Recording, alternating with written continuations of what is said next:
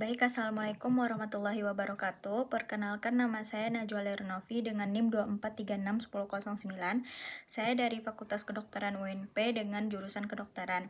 Baik, saya akan menyampaikan dari artikel saya, yaitu tentang dampak penggunaan media sosial terhadap kesehatan mental remaja. Nah, jadi untuk tentang artikel saya ini, bahwa banyak remaja sekarang menggunakan media sosial itu dengan kehidupan sehari-harinya tanpa henti, yang dimana itu bisa membuat mereka untuk bisa ke dampak negatif. Nah, jadi untuk dampak negatif dari penggunaan media sosial itu bisa anak-anak zaman sekarang itu dia itu sering ngerasa rendah diri, terus juga ada kecemasan ataupun anxiety, terus juga bisa ngerasa depresi. Nah, jadi dan juga banyak anak-anak zaman sekarang karena dia itu menggunakan media sosial yang terus-menerus di kehidupan sehari-harinya itu.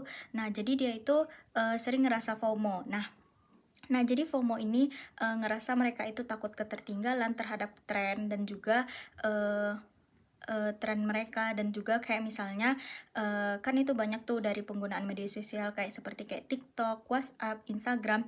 Nah, jadi kayak seperti tren-tren TikTok itu mereka pada FOMO untuk mengikuti tren itu.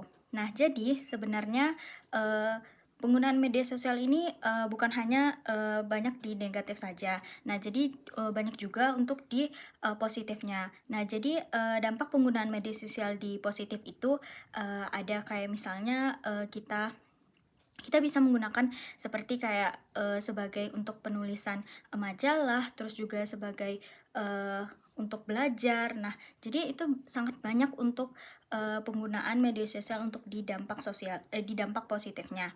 Nah, jadi untuk penggunaan media sosial di dampak positif ini, jadi kita itu bisa memanfaatkannya dengan lebih baik.